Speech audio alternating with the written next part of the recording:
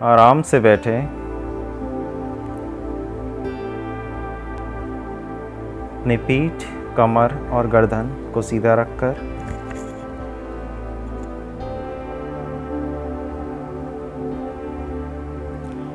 एक लंबी गहरी सांस लें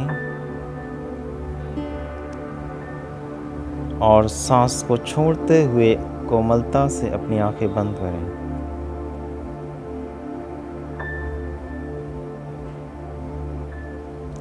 अब अपना सारा ध्यान अपने नासिका द्वार पर लेकर के जाएं और देखें सांसों की आवन जावन किस तरह से चल रही है।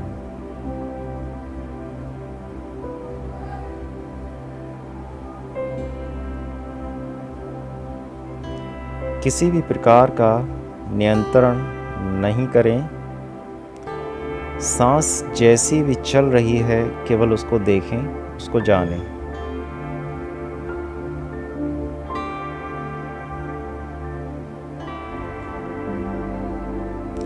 सांस छोटी है तो छोटी है, लंबी है तो लंबी है।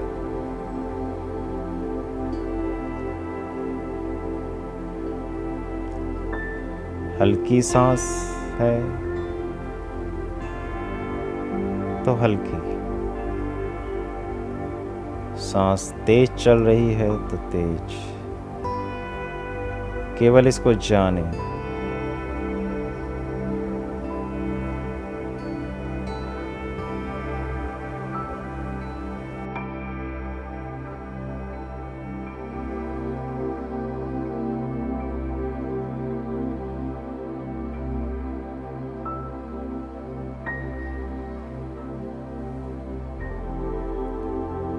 हर एक सांस की जानकारी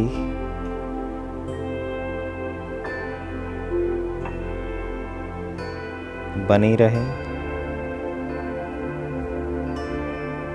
एक भी सांस बिना आपकी जानकारी के ना भीतर जाने पाए,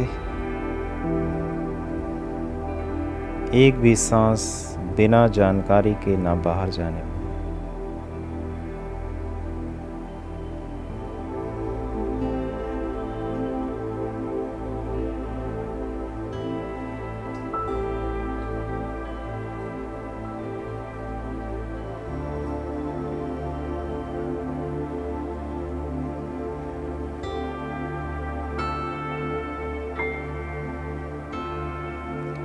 सांस दाईं नासिका से आ रहा है या बाईं नासिका से,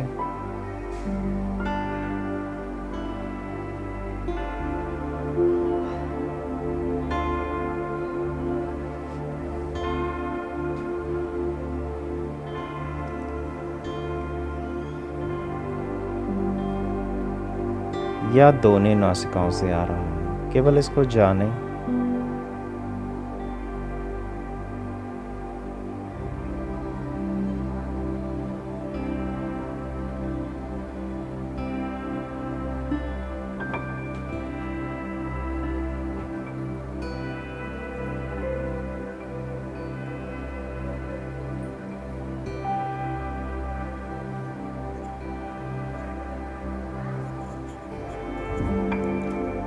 अब साथ ही साथ ये देखें आपके नासिका द्वार के नीचे का हिस्सा और ऊपर वाले होंठ के ऊपर के हिस्से पर किस तरह की संवेदना प्रकट हो रही है, महसूस हो रही है।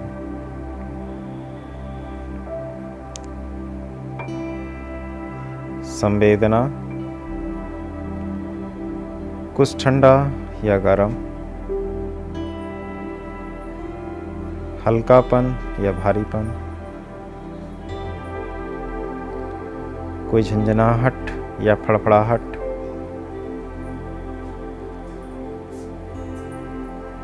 कोई सरसराहट।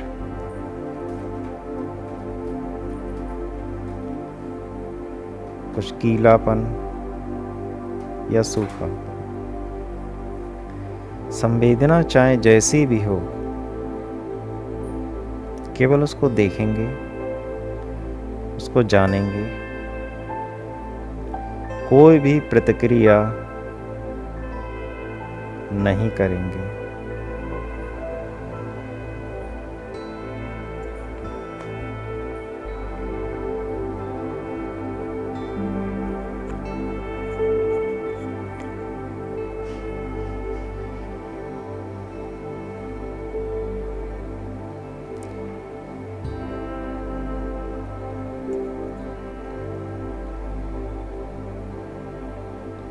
अगर आपको कोई भी संवेदना महसूस ना हो रही हो तो केवल सांसों के आवन जावन पर ही ध्यान रखें।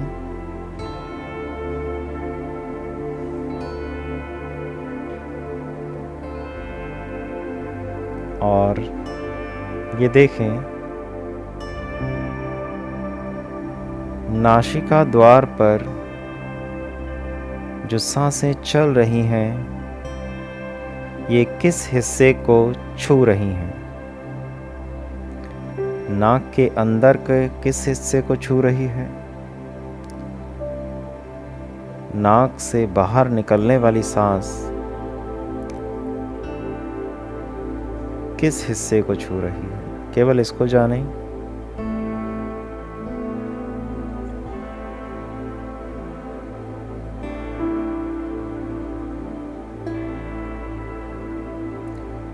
यदि आपको संवेदना महसूस हो रही है तो बहुत ही अच्छी बात, और नहीं हो रही है तो भी बहुत अच्छी बात।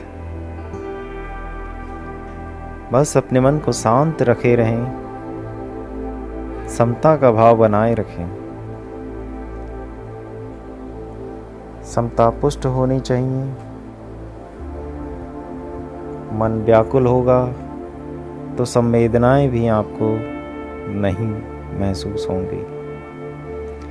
इसलिए अपने मन को शांत रखना है, समता का भाव बनाए रखना है।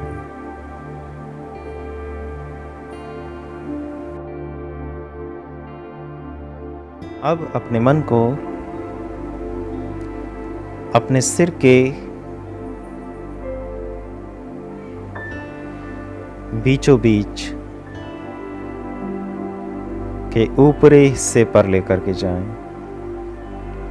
Top of the head. अपने मन को सिर के बीचों बीच लेकर के जाएं।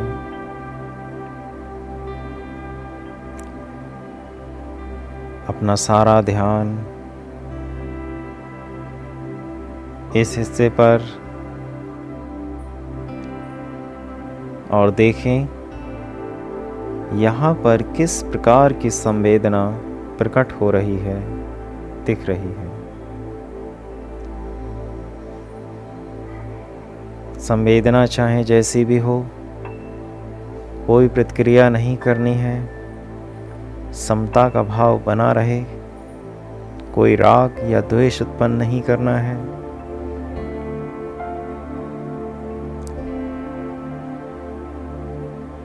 बड़े ही धीरज के साथ काम करें। कुछ ठंडा गरम, हल्कापन या भारीपन, कोई झंझनाहट, फड़फड़ाहट,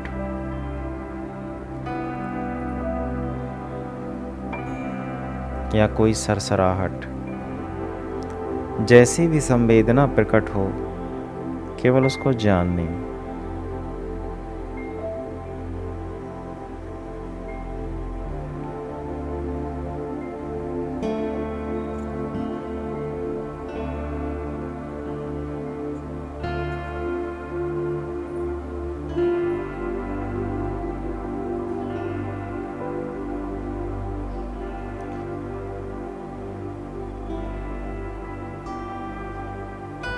यदि कोई दर्द महसूस हो रहा है तो भी उसको केवल जानें, उसके प्रति कोई भी द्वेष उत्पन्न ना करें।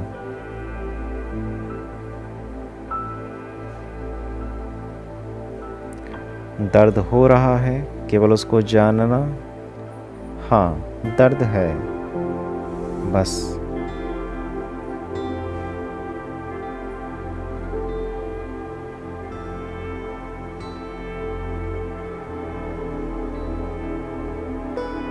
जितना उसका हम प्रतिकार करेंगे उतना ही वह बढ़ता जाएगा। अब अपने मन को सिर के अलग अलग हिस्सों पर लेकर के जाएंगे। सबसे पहले सिर के दाएं हिस्से पर,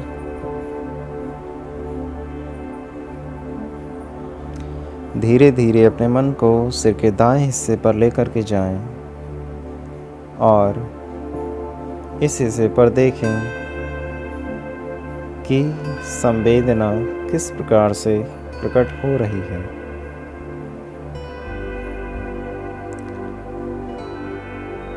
ध्यान रहे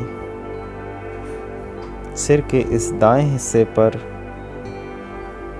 थोड़ी थोड़ी जगह पर अपने मन को लेकर के जाएं। पूरे हिस्से का बड़े ही ध्यान के साथ निरीक्षण करें, जिससे कोई भी हिस्सा छूटे नहीं।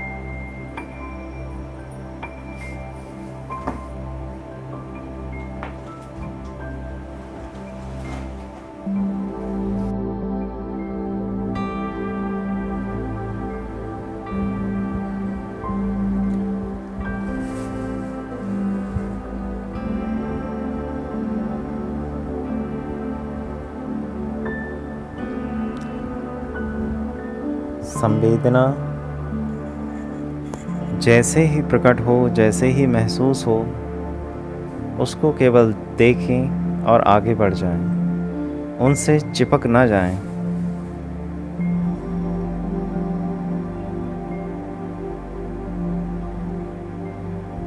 जहाँ पर संवेदना प्रकट या महसूस ना हो तो कुछ देर के लिए अपने मन को वहाँ पर टिकाएं और कुछ देर रुकें, देखें। जैसे ही संवेदना प्रकट हो जाए, महसूस हो जाए, उस हिस्सों को छोड़कर आगे के ओर बढ़ें।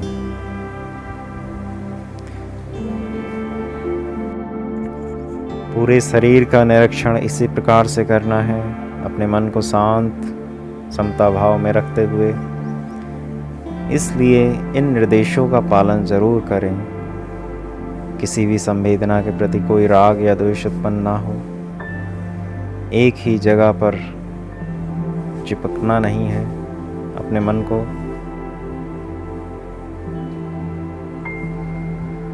जैसे ही संवेदना प्रकट हो जाए, आगे के हिस्से की ओर बढ़े। जहाँ पर संवेदना महसूस ना हो रही हो तो कुछ देर अपने मन को वहाँ पर टिका सकते हैं। अब अपने मन को सिर के बाएं हिस्से पर लेकर के जाएं और संवेदनाओं को देखें, जानें।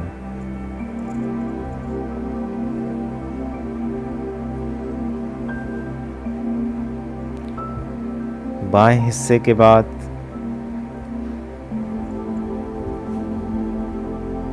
अपने मन को अपने माथे पर, अपनी आँखों के ऊपर पलकों पर, आँखों के नीचे का हिस्सा,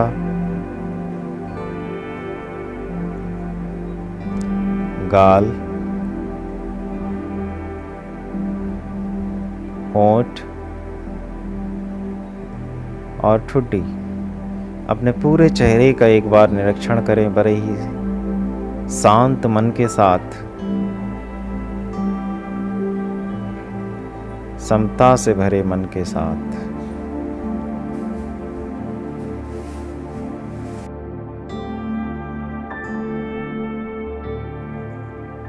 पूरा चेहरे का निरीक्षण करने के बाद अब अपने मन को अपने कानों की ओर लेकर के जाएं।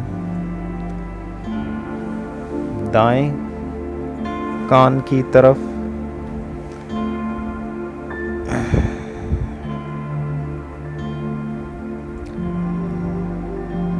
और कान के पीछे का हिस्सा, इसको भी देखें। ध्यान रहे हमें किसी भी अंग को छोड़ना नहीं है। अंग प्रति अंग में से अपने मन को गुजारें।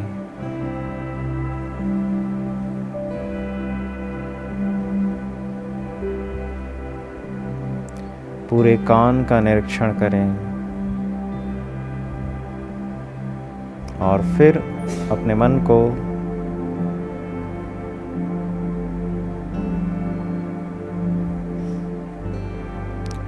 कान के पीछे के हिस्से पर लेकर के जाएं।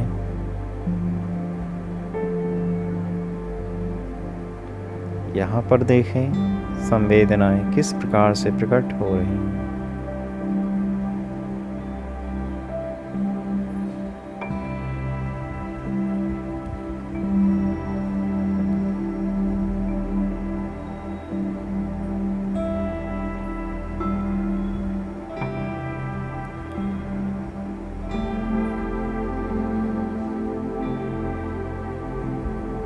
दाएं कान को देखने के बाद अब अपना ध्यान बाएं कान की तरफ, पूरे कान का निरीक्षण और फिर कान के पीछे का हिस्सा।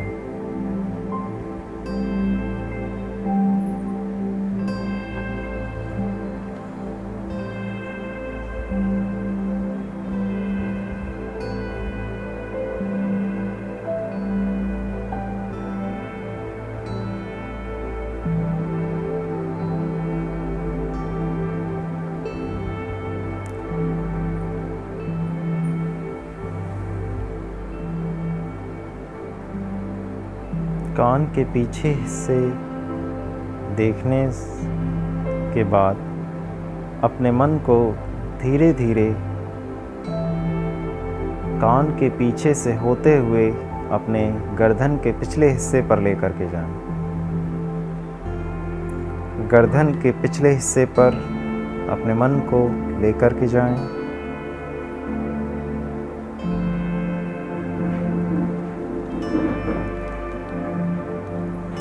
और देखें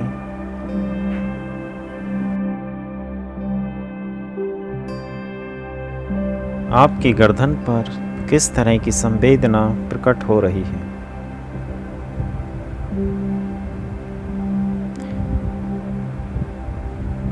गर्दन के इस हिस्से पर देखने के बाद संवेदना जैसी भी प्रकट हो, केवल उसको जानें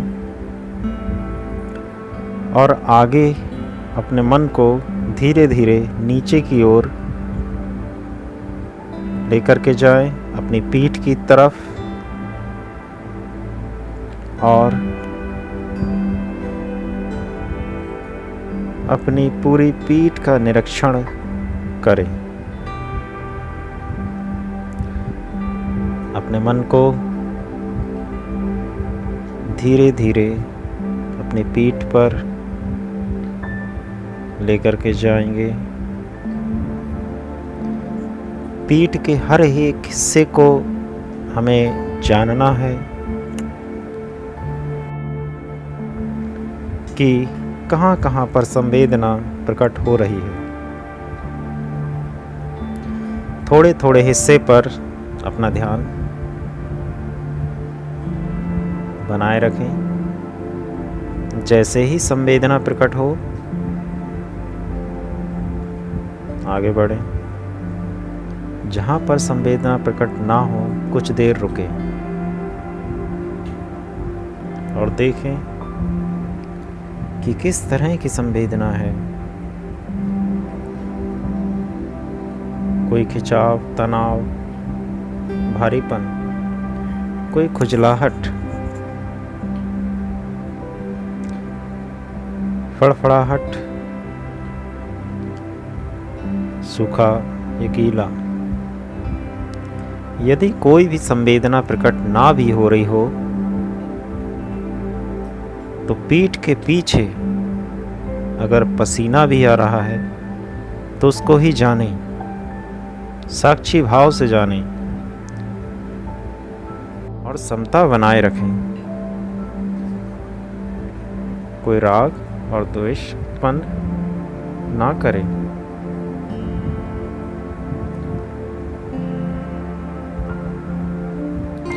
हमें इन संवेदनाओं के स्वभाव को जानना है।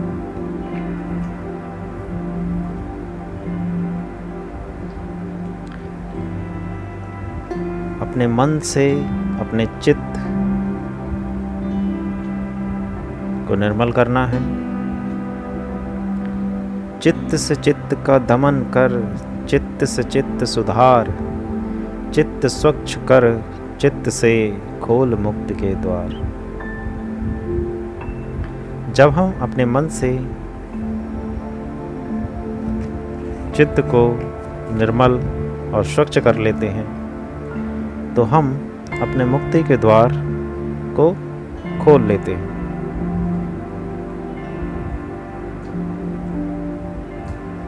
इन संवेदनाओं के द्वारा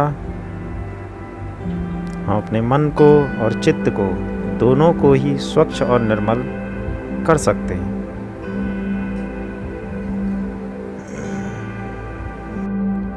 अपना ध्यान अपनी पीठ के हर एक हिस्से पर लेकर के जाएं। कोई भी भाग इससे अछूता ना रह जाए।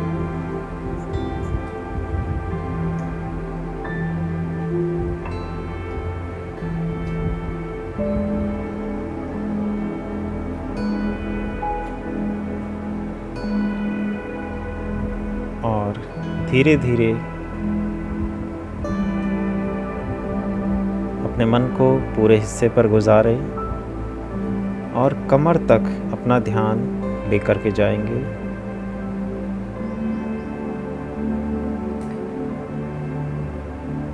रीढ़ की हड्डी का अंतिम सिरा, वहाँ तक अपने मन को धीरे धीरे लेकर के जाएं और संवेदनाओं को देखें।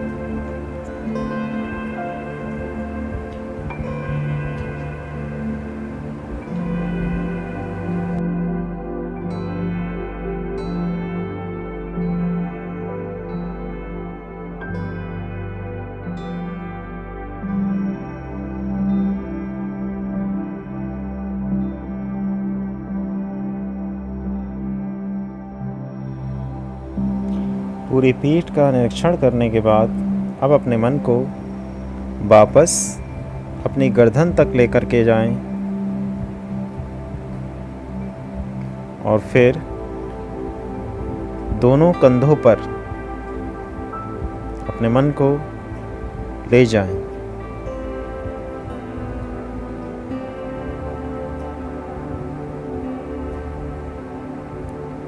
और अपने हाथ का निरीक्षण इसी प्रकार से करें। सबसे पहले दाहिने हाथ का कंधे से कोहनी तक छोटे छोटे भाग को, हिस्से को जानें।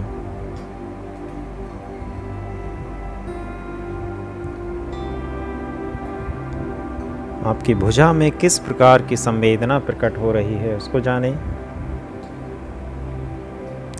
जैसे ही संवेदना प्रकट हो जाए ज़्यादा देर रुकेंगे नहीं, उससे चिपक नहीं जाएंगे, आगे बढ़ेंगे। यदि संवेदना प्रकट ना हो रही हो तो कुछ देर रुकें और फिर आगे बढ़ें।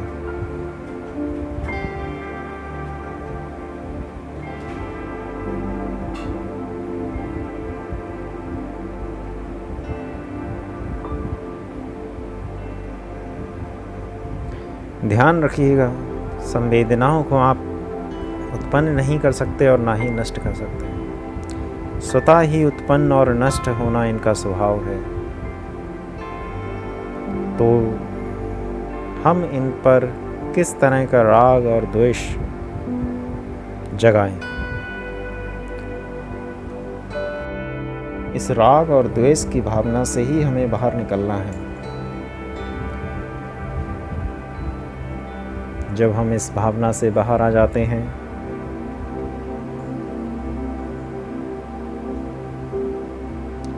तो हमारा मन पर पूर्ण नियंत्रण स्थापित हो जाता है।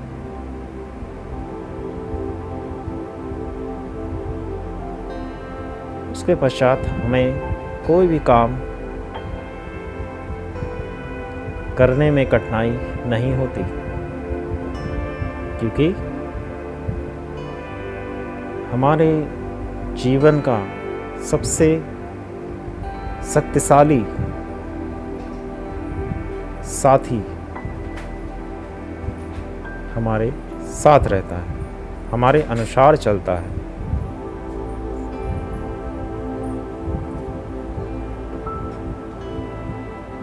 अभी हमारा मन हमारे बस में नहीं है। जिस प्रकार से कोई हाथी जिसमें ताकत बहुत है, लेकिन अगर वह आपके नियंत्रण में नहीं है या वह खुद के नियंत्रण में नहीं है तो वह हमेशा ही विध्वंस ही फैलाएगा, हानि ही करेगा। उसी प्रकार से हमारा मन है।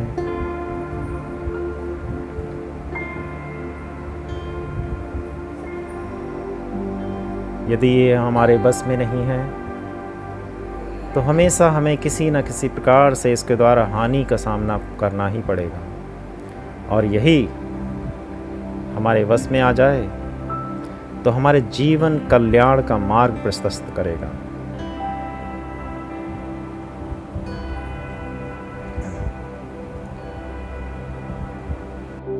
कोहनी तक अपने मन को लेकर के जाएं, फिर अपने हथेली तक।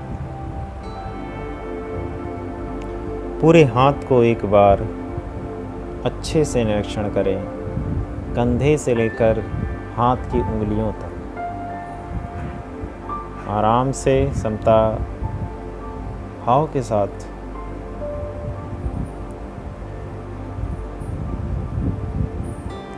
और पुनः अपने कंधे पर वापस आ जाएं, और इसी प्रकार से अपने बाएं कंधे से बाएं हाथ की उंगलियों तक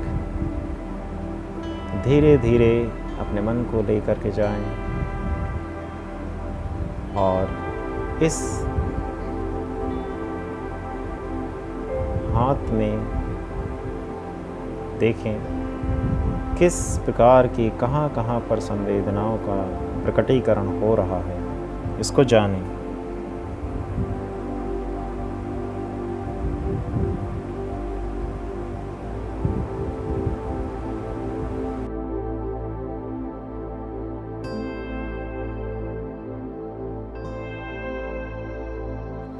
पूरे बाएं हाथ का निरीक्षण करने के पश्चात अब अपने मन को वापस पुनः अपने कंधे तक और फिर अपने गले पर लेकर के आएं।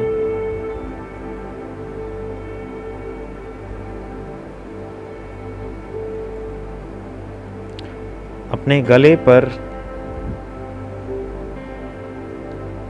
किस तरह की संवेदना प्रकट हो रही है, इसको जानें।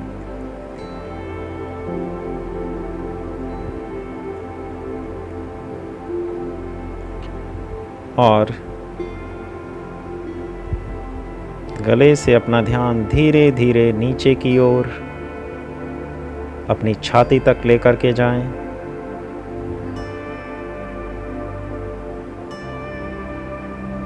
अपने सीने का निरीक्षण करें। उसके पश्चात आगे बढ़े, अपने पेट पर थोड़े थोड़े हिस्से का निरीक्षण बारी बारी से करें। कोई भी अंग प्रति अंग छूट ना जाए, हर एक हिस्से पर अपने मन को गुजारें। फूल सजगता के साथ, पूर्ण जागरूकता के साथ। संवेदना जैसी भी प्रकट हो, ना ही उसे अच्छा मानेंगे, ना ही उसे बुरा मानेंगे। केवल साक्षी भाव से देखने का काम करेंगे। यदि कहीं पर दर्द उत्पन्न हो रहा हो तो केवल उसको साक्षी भाव से देखें कि दर्द है।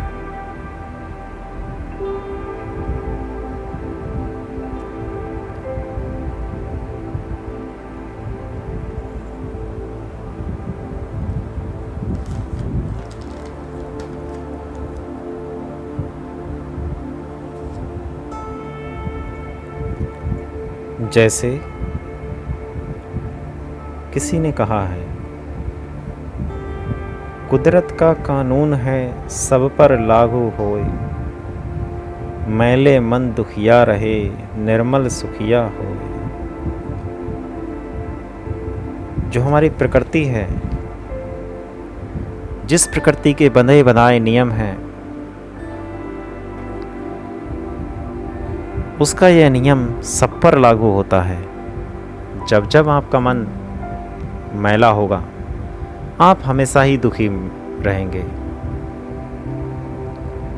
चाहे वो कोई भी हो, किसी धर्म का हो, किसी जाति, किसी संप्रदाय का हो। इससे कोई प्रभाव नहीं पड़ता कि आपका नाम क्या है, आपका वंश क्या है। यदि आपका मन मैला है तो आप दुखी होंगे। यही प्रकृति का बंधा बनाया नियम है।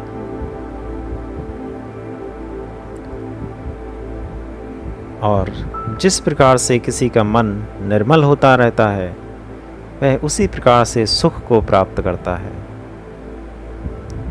यदि आपका मन निर्मल है तो आप दुखी नहीं हो सकते। इसलिए अपने मन को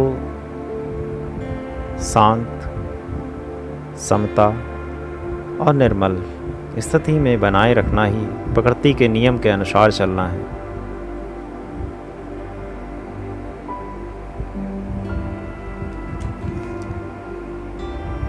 पेट पर निरीक्षण करने के बाद अपने मन को अपने निचले भाग, पेट के नीचे का हिस्सा, वहाँ पर लेकर के जाएं और देखें इस स्थान पर किस तरह की संवेदना है। उसे केवल जानना है।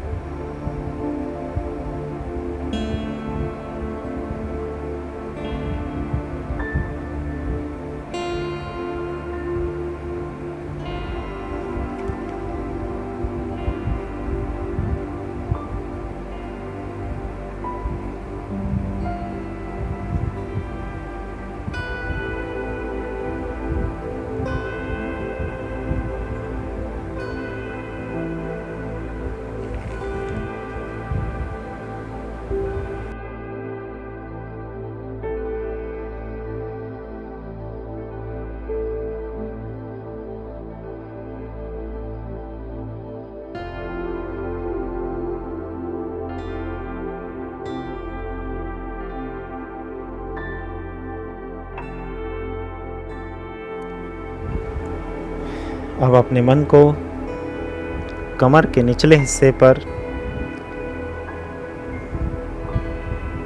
अपने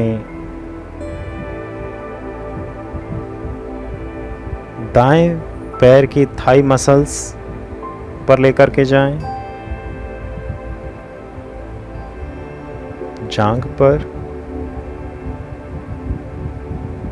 घुटनों तक, और फिर पूरे पैर को एक साथ देखें।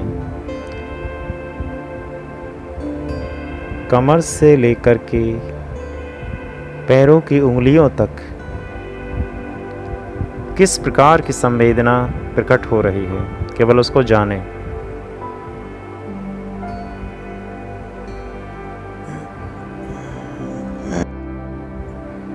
थाई मसल्स, घुटना,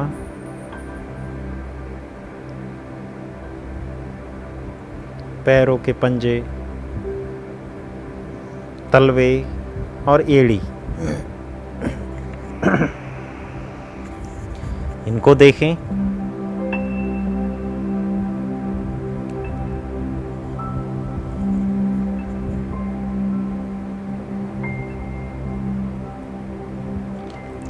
हर एक उंगली पर अपने मन को गुजारेंगे, कोई भी हिस्सा छोड़ना नहीं है। यदि हमने कोई भी हिस्सा छोड़ा तो हमारी यात्रा पूर्ण नहीं होगी, पूर्ण नहीं मानी जाएगी।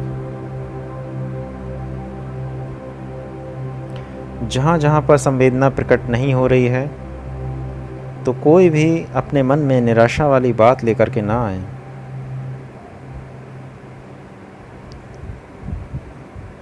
संवेदना आज प्रकट नहीं हुई है तो आगे होगी, कल होगी, लेकिन होगी। आपके शरीर का कोई भी हिस्सा ऐसा नहीं है जहाँ पर किसी भी प्रकार की कोई संवेदना ना हो। जहाँ जहाँ जीवन है वहाँ पर संवेदना है।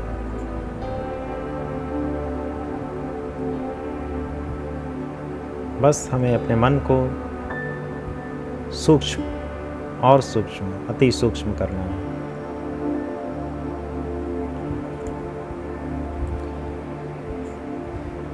दाहिने पैर का निरीक्षण करने के बाद अपने मन को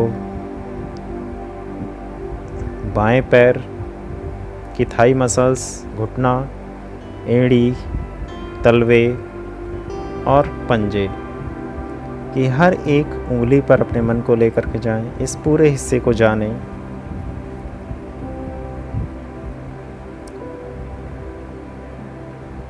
किसी भी अंग को छोड़ेंगे नहीं।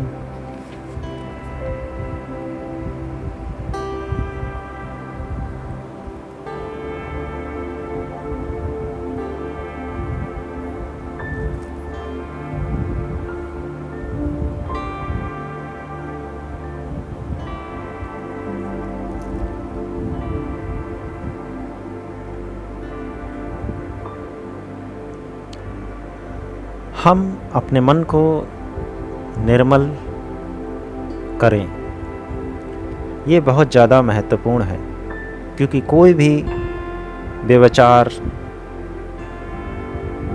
कोई अपराध, कोई पाप करने से पहले उसका विचार हमारे मन में आता है, हमारा मन व्याकुल होता है। ऐसा नहीं हो सकता है कि उसका कोई विचार हमारे मन में ना आए और हम किसी को हानि पहुंचा सकें।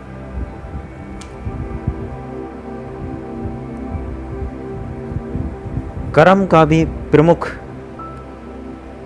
जो प्रधान है वो मन ही है। मन के कर्म सुधार ले, मन ही प्रमुख प्रधान। काया की बाच की कर्म तो मन ही की संतान। अर्थात यदि हम अपने मन के कर्म को सुधार लेते हैं तो जो हमारी काया, जो हमारे शरीर है, ये हमारे मन के वश में है। हमारा मन जिस प्रकार से सोचता है, विचार करता है, उसी प्रकार से हमारा शरीर काम करेगा। हम वैसी ही प्रतिक्रिया इसके द्वारा करते हैं। तो हमारा मन हमारे शरीर का प्रधान, और इसको हमें अपना साथी बनाना है। हम देख पा रहे हैं कि किसी प्रकार की संवेदना जो भी प्रकट हो रही है, चाहे वो दुखद है या सुखद है, हम उसमें कोई भी प्रतिक्रिया नहीं कर रहे हैं, कोई राग नहीं जगा रहे हैं, कोई द्वेष नहीं जगा रहे हैं। चाहे वो संवेदना जैसी भी हो,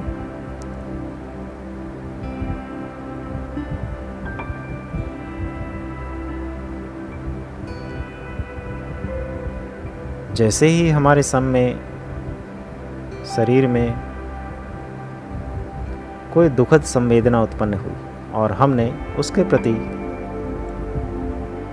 कोई द्वेष उत्पन्न नहीं किया, इसका मतलब हमें उसको देखना है और देखने के पश्चात दुखद है, हाँ ठीक है दुखद है, उसको दबाया नहीं, केवल उसको साक्षी भाव से देखा और स्वीकार किया, उसका दमन नहीं किया।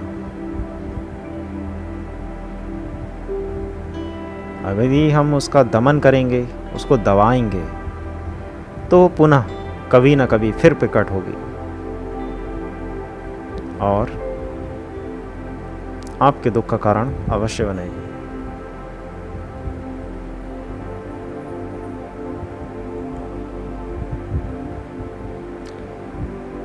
तो अपने मन को समता भाव में बनाए रखें और इस पूरे शरीर की यात्रा को सफल करें। बाएं पैर की यात्रा करने के बाद अब अपने मन को वापस धीरे धीरे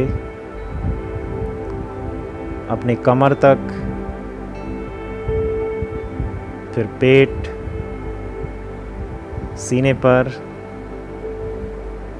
गर्दन, चेहरा और फिर अपने टॉप ऑफ द हेड, सिर के सबसे ऊपरी वाले भाग पर लेकर के जाएं और यहाँ पर अपने मन को ले जाकर शांत करें।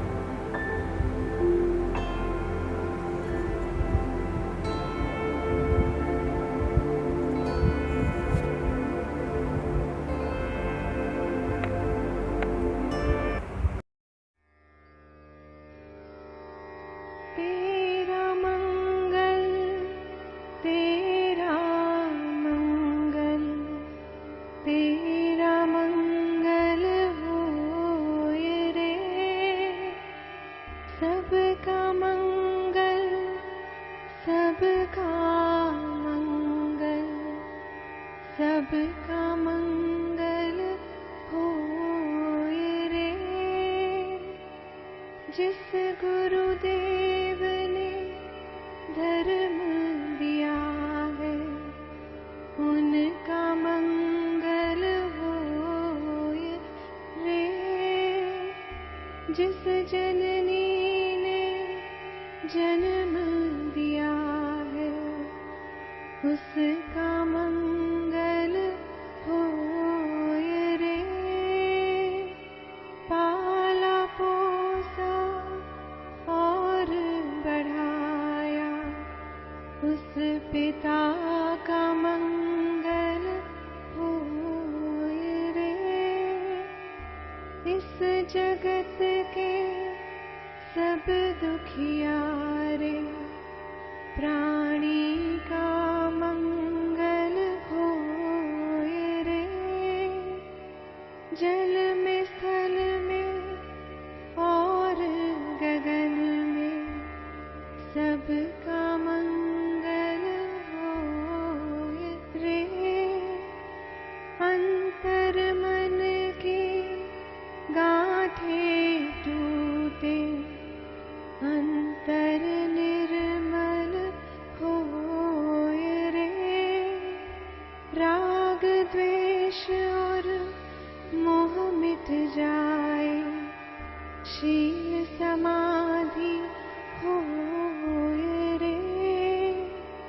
शुद्ध धर्म धरती पर जागे, पाप पराजित होय रे। इस धरती के तरतिन में, कण कण में धर्म समोय रे। शुद्ध धर्म जन जन में जागे, घर घर शांति समोय रे। तेरा मंगल मेरा मंगल, सबका